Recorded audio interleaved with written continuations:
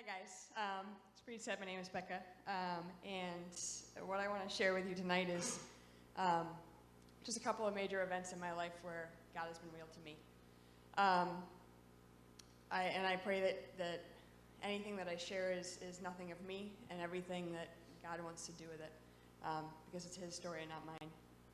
One of my dad's mantras when I was growing up was, "You have a story to tell, and no one can take that away from you." He was referring to the testimonies of what God has done in our lives, that the hope we have is from God, but how He works that out in our lives is personal, and it has everything to do with it being a personal thing, a personal relationship. Circumstances and events in our lives, no matter how easy or hard, they help shape who we are. They change who we can relate to, and they prove that God can be real no matter what the situation. Tonight I want to share about two events in my life that God used to reveal to him to me in some very real ways. The first starts when I was in high school. I grew up on a dairy farm, for those who don't know.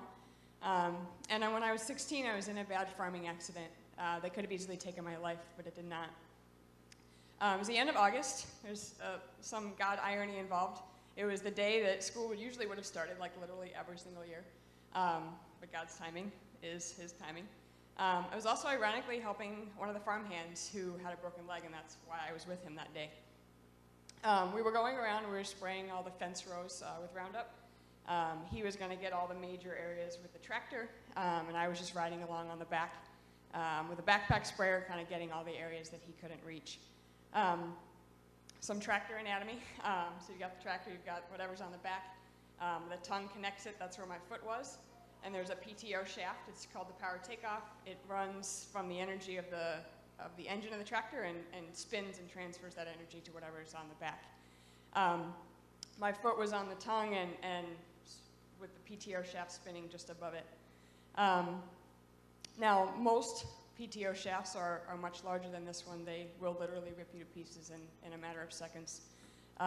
This one was very small, maybe a foot or so long or less. And was running on idle. All of those things matter from the mechanics of it, but we came up on a small hill. The shaft caught my boot and pulled my leg in. Within seconds, both bones had snapped and mangled my leg pretty badly, but was not detached. Before I even had the chance to ask, God just showed up. He just showed up with a string of blessings. And for starters, I was not alone. I wouldn't have been able to get anywhere in the state that I was in. And the guy I was with had a cell phone with him. We didn't necessarily always have cell phones out in the fields, but he did. And he was able to help me down. He was able to call for help. The fact that my leg wasn't caught meant that they didn't have to do surgery on the field. The fact that I wasn't wearing pants meant that my leg wasn't pulled in any farther than it was. I'm usually a very queasy person. Blood is not my thing. That's why I deal with people after they're all sewed up. And one look at my leg should have really done me in, but it did not. And that is a very prime example to me of that's God's peace that transcends understanding, and it just showed up. It was just very real, and it's literally one of those things that I can't describe. I remember in that moment having this, in hindsight, having this picture in my mind of one of the barns that was on our farm, and there wasn't really a whole lot of detail to it. It was kind of dark, but I remember the detail that was most important to me was that I was walking in front of it, and it was kind of like shadowy, but there was the detail was that I was walking. When I looked closer at the detail, I had something dark on my leg, but that didn't really mean anything to me at the time. It just meant, okay, you're walking, and it was almost like it was a picture to me of, you know, everything's going to be okay. Because it doesn't matter how you're going to walk eventually, but you're going to walk. And I just remember having that picture in that moment in the field. And it was something that God used in that moment, and then kind of revealed to me what it meant later, which was one of those neat God things. But going back to just being relatively queasy usually, but God stepped in and gave me soundness of mind. He told me what to do. He told me the guy that was with was not, he was blaming himself, and he needed to know that it was my fault. I was not where I should have been, and I knew that. I know the dangers of farming equipment. You get trained in that as a farm kid very early on. But I was able to tell him what to do, how to get me down. I was able to keep my leg out of the dirt. The only major thing I miss is that when he said what to do, I said call my dad. 911 did not necessarily cross into the picture, which was a little bit of an oops. But don't worry, 911 did get called once my dad got there. I should have been in some pretty major pain, and I was not. I was in pain, but I was not what I expected that I should have been. And perhaps the biggest display of God's power was the fact that I survived. And I didn't find this out till later, but it took effect right on the field, was that for those who are in the medical field, you should have three main arteries in your leg, in your lower leg. They came to find out later after they did some exploring that I was only born with two and never knew it. One was completely cut off and pinched off. I was bleeding relatively little for what I should have been. One was completely cut off, and the other somehow went untouched all the way and giving life to my foot. I was told the next day that in the 8 minutes it took for help to come, that I should have bled to death, and that God knew that this was going to happen. And something little like that he revealed was just like, hey, I'm here, you're alive, and that was a perspective changer to me. As I waited in the field, my dad was on his way, and all he knew was that I was hurt and hurt bad, and he didn't even know where I was. He was just rushing around the farm looking for me because there wasn't really much detail provided. He took one look, and I'll never forget this moment. And I saw him as he pulled up. His head hit the back of the seat, because as he looked at me, all he could see was my leg, and he didn't actually know that I was alive in that moment. So I quickly put my head up and let him know that, but it was a unique moment to just be there and him to lead me spiritually. As after he called 911, I realized that piece. He just knelt over me and prayed. He wasn't necessarily praying for miracles, but he was just praying for God to show up and to just be there in that moment, and he was. Now, this is not how I planned to take my first ride in the air. I was airlifted to shock trauma, spent a few days in the ICU, and the remainder of the 2 weeks in a trauma unit. But those first nights, it was just me and God in that hospital bed, in the hospital room, and it was the first time that my faith was truly my own. It was no longer my parents. I was raised in a Christian home, and I had the blessing of that upbringing. But this was something this is something my parents often said to me, is that you always hope to be able to walk through with your kids and help them out and say you've been there and walk beside them. And this was one of the hardest things for my parents, and my dad voiced this especially, that it was, they hadn't been there. They didn't know how to lead me and how to guide me. They just had to pray that God would be there with me. They would be there however they could, but that my faith had to be my own, and it was. And it was just God showing up in that way.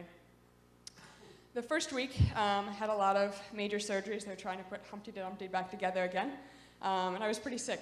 I lost about 25 to 30 pounds in that first week. I couldn't eat anything. It's not the most recommended weight loss plan. But after a particularly rough night, I had a cardiologist had come in the morning, and she was doing an echocardiogram of my heart, which is basically like an ultrasound of your heart, which is actually really cool. And she was really trying to pique my interest in that, showing me my heart moving and everything pumping. And as much as I regret, I really didn't care. I was far too busy in my own self-pity party at the moment. And as she was leaving, though, I kind of half-heartedly said something like, yeah, God really has blessed me through this. She stopped right there. She sent her assistant out of the room, and she came back in and sat next to me. And she started sharing with me her story. And she started telling me about how when she was 16, she had tried to commit suicide. She had taken 36 sleeping pills, and when they took her to the ER, they didn't even know if they should pump her stomach or not, because they told her 6 should have killed her. She said it was a miracle, and it was definitely a God thing that he chose to save her that night and perform a miracle that night and keep her alive. But she goes, she can now talk to those who are in that state and truly understand. She is able to relate to people because of what she has been through. And she's like, right now you are going through pain that you're only going to be able to relate to people because of what you've been through. That this is something that God intends to use you for in the ways in the future. She sang me this song. It's this kid's song, and I don't remember any of the words except for blossom where you're planted. And she told me that God had a purpose for all this, starting right now in that hospital room, in that bed, with every doctor, nurse, and visitor that walked through that doors. Today is where that starts, and that was where that's where I was planted, and I needed to blossom and be what God wanted me to be in that. Coming from a very deep pity party to that was a pretty big turnaround. I think I did a 360 before heading in the 180. But it was a very big turning point for me. It was this phrase was often presetted a lot throughout the entire experience. My family and I, we just kept seeing God things. God things just kept happening because that's what God does for one. But it was neat to see. But in this God thing type of a way, it was divinely before my surgeon came in with some bad news the next day. First, my parents came in. Because I was a minor, they had to discuss with them first. But I had been pretty sick. My parents came in crying, and so I thought I was dying. I asked my dad, am I going to be okay? And he said yes, so I felt better and ruled out that I probably wasn't actually dying. And that, again, although it was also a perspective changer. My surgeon basically presented to me two options. The first was yet another surgery. I'd been through several. Yet another surgery to try to save the leg. She basically presented that it had a 1/3 chance of working, and if it did, I would be crippled for the rest of my life. I wouldn't necessarily have good use of my leg. And the second option was amputation, and she presented kind of all that that would entail and involve, and what I heard from her saying was I would be able to get up and walk, and having not literally been out of bed in a week at that point, that option was actually looking pretty good. But again, that was God. God completely took over and took over the logic in my brain that would say, of course I want to try to do whatever heroic measure is necessary to save my leg, but it wasn't. It was, let's think logically, let's think wisely. I'm going to give you this piece about this. This is the decision that I want you to make. She gave us a day to decide on it, and she would come back the next day. And she did. As soon as I gave my decision, my surgeon, said, we need to pray. So the day before my surgery, my parents holding my hand on one side, my surgeon on the other, just prayed over that surgery. And that was, yet again, a God thing. Immediately after the amputation, I felt better. I was able to eat my first meal, and that was by far the best, amazing cheeseburger I've ever had. It was from the hospital cafeteria, but it was the best. I then began the process of learning to walk again. There was a lot of PT involved. I was walking, this happened in August. I was walking again by October. I had missed about 3 months of school. I went back to school just after Thanksgiving. And I went back to work. I was able to do my first tasks back at work on the farm just after Christmas, which was meaningful to me because that was what I wanted to get out of it. I wanted to do things again. And literally brought that vision that I had the very first day to truth, that I was literally walking in front of that barn. And in that moment, it didn't matter how I was doing it. God knew how that was going to happen. He just needed me to know it's going to be okay. You're going to walk again. And so it was neat to me, that piece. Throughout all of the recovery, I will not lie and say that it was all wonderful things. There was ups and downs and hard times and not. But my dad being my dad, he drove a lot of that recovery with humor. He knew that it needed to be an important part of my recovery, and I think it was. I remember distinctly one morning, he walked into my room. There was no hello. There was simply you will never win another argument with me again. And I'm like, ooh, hold on. What do you mean? And he goes, you don't have a leg to stand on. I'm like, oh, come on, Dad. And so, I mean, there was one point where he would not let the nurses leave the room without adding to his list of legless jokes. And that was his thing, and that was his way, and that was very helpful to me. And I think there's a lot of wisdom to that, but I also think I maybe have had way more fun than I should have with this. But I've learned that there's a lot of fun to be had. And not the least of which is a lot of really fun Halloween jokes and pranks, which are stories for other times, but I've had some fun. I'll leave it at that. But that moves into the second major event in my life that God just used to show up and be real. And that was the summer after my freshman year in college. My dad was diagnosed with multiple myeloma, which is a cousin cancer to leukemia. And he passed away just 6 months later. Through this, and especially in the last weeks of his life, God taught me a lot about prayer and changed my perspective on prayer. There was one night in particular, I was back at school, and I was called to come home. He was in the hospital, and he was not expected to live through the night. And in the long, dark straightaways of the PA Turnpike, I distinctly remember God speaking to my spirit and saying, pray because I can and not because I will. And this shifted my prayer perspective. I began praying for God to save my dad because I was praying to a God who had the power to wake him up, not because it was his will necessarily. And that I needed to have that focus of God had the power. I was praying to a God who had the power to save my dad, not necessarily praying to my will that I personally wanted him to. My prayers were meant to praise him for who he was and who he is, and not ask him for my will. And by the time I got there that particular night, the nurses actually told us to go home because he had unexplainably stabilized, and we weren't even in the hospital that evening. God's timing was about a week and a half later when he passed, but my prayers were to completely heal my dad right then and there, but God was like, no, praise me for the power that I can do that, and praise me that I can do that even if I don't, because I know best. So that just had changed how I viewed prayer, and it's changed how I have viewed prayer in various situations that have come up since. I don't know how God wants to use what I've shared with you tonight, but if nothing else, I hope that you know that you have a story to tell that's unique to you, and God has plans for it.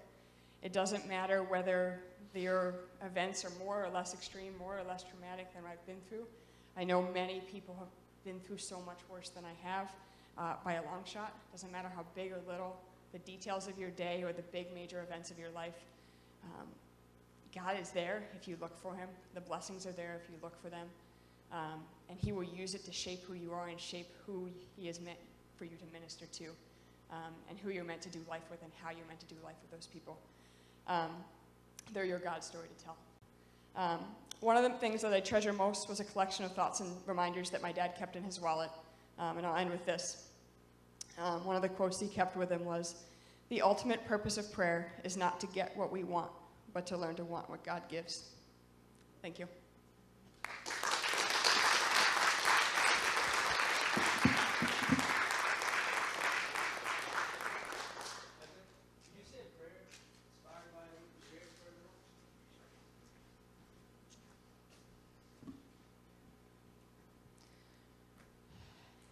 God, I thank you that you are real.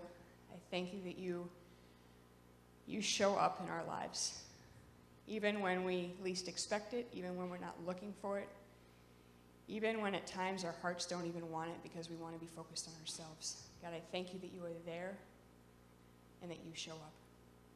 God, I pray that